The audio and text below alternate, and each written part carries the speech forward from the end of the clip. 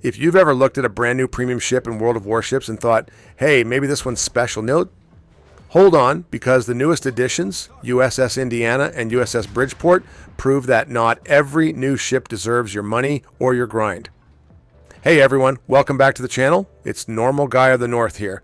Today we're doing a full data-driven deep dive into these two latest US Navy premiums, the Tier 9 battleship Indiana and the Tier 8 heavy cruiser Bridgeport.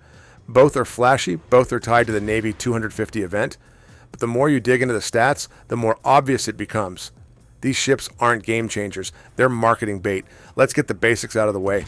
Indiana is the second ship of the South Dakota class, sitting at Tier 9. She's meant to be a frontline brawler, combining agility and strong torpedo protection with improved acceleration and a hydroacoustic search consumable. The first US battleship ever to get hydro. Bridgeport, on the other hand, is a Tier 8 premium heavy cruiser based on the Oregon City class. Essentially a refined Baltimore that never got built in real life. She's tied to the Liberty Harbor event, and unlike Indiana, you can actually earn her for free if you grind enough event tokens. So far, it sounds promising. A brawler battleship with hydro and a cruiser with a special gimmick. But the fine print tells a very different story. Here's what we know straight from the official stats. HP, 64,700, which is low for a Tier 9 battleship. Main guns, 9x406mm / 45 MK, 627 second reload, 18.8 kilometers range, Sigma 1.9. Armor, 32 to 457 millimeters plating with a solid 49% torpedo damage reduction. Secondaries, 10 times 2, 127 millimeters mounts, 7 kilometer range. Serviceable, but nowhere near Massachusetts levels. Speed, 27.5 knots, average for her class.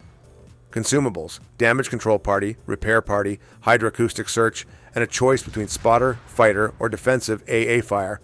So on paper, Indiana's built to push, hydro to spot torps, acceleration to dodge, and repair party to sustain. But here's the problem, that small HP pool and only average armor mean every mistake hurts.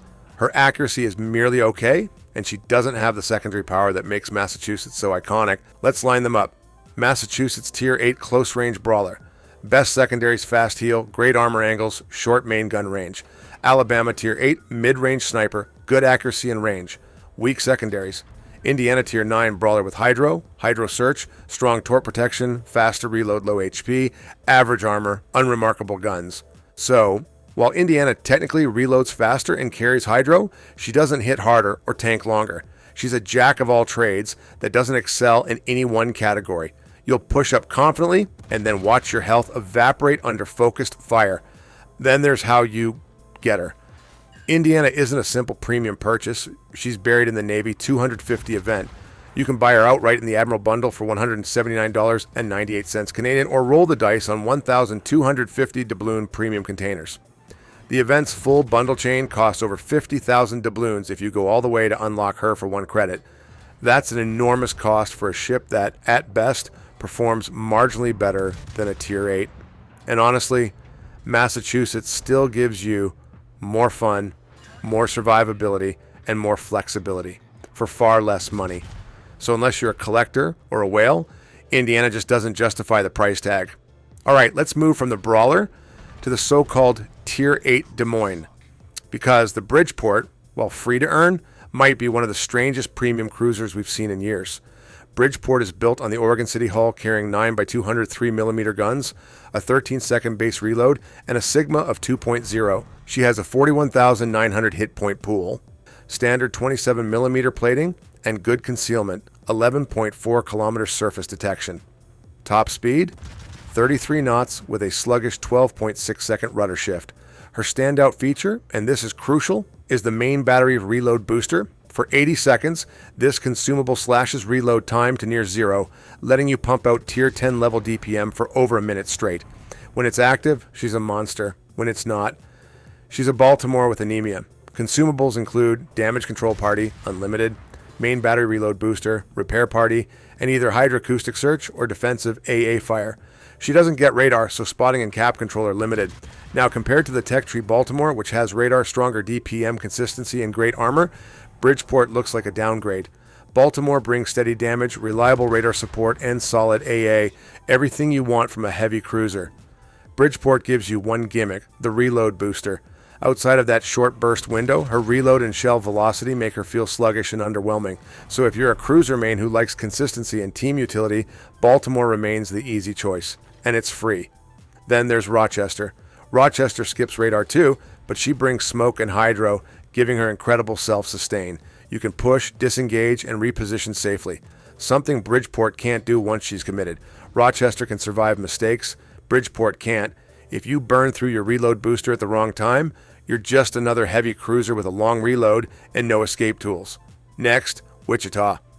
She's fast, agile, and uses improved American piercing shells that bounce less and hit harder at angles. She can fight toe-to-toe with almost anything in her tier.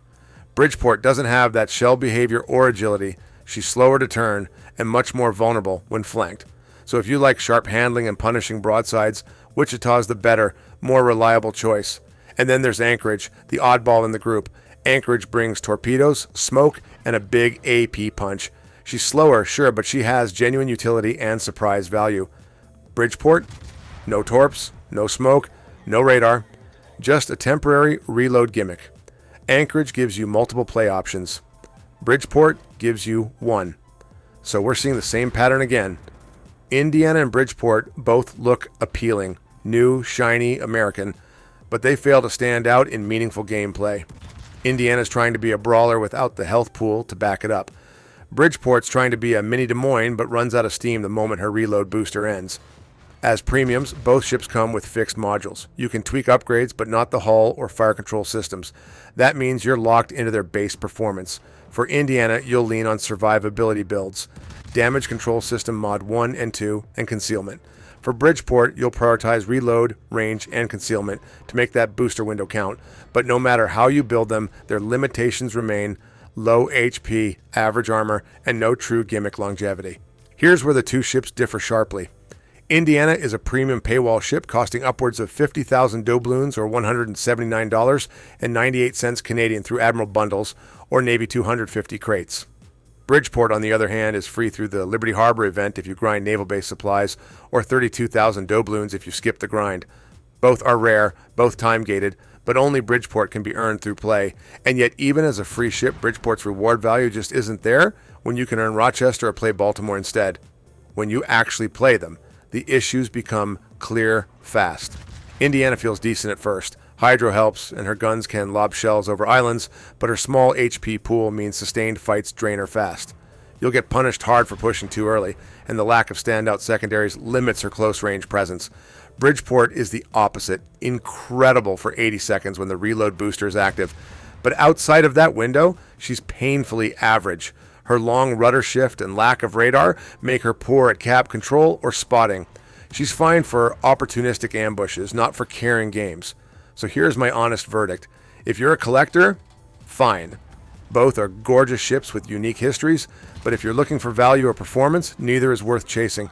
For battleships, Massachusetts still delivers the best all-around experience, brawling fun, durability, and strong secondaries. For cruisers, Rochester, Wichita, and the free Baltimore each outperform Bridgeport in either utility or consistency. Unless you've got lots of time and money to burn, skip Indiana and skip Bridgeport. They're not bad ships that are job out, they're just bad investments. And that's really the lesson here. Every event cycle brings shiny new ships wrapped in fancy camouflages and buzzwords like special consumable or rare availability. But 9 times out of 10, the older tech tree and coal ships offer better bang for your buck.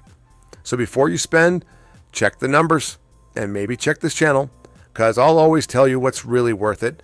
To wrap it up, Indiana, first USBB with Hydroacoustic Search, improved reload, but low HP and average accuracy.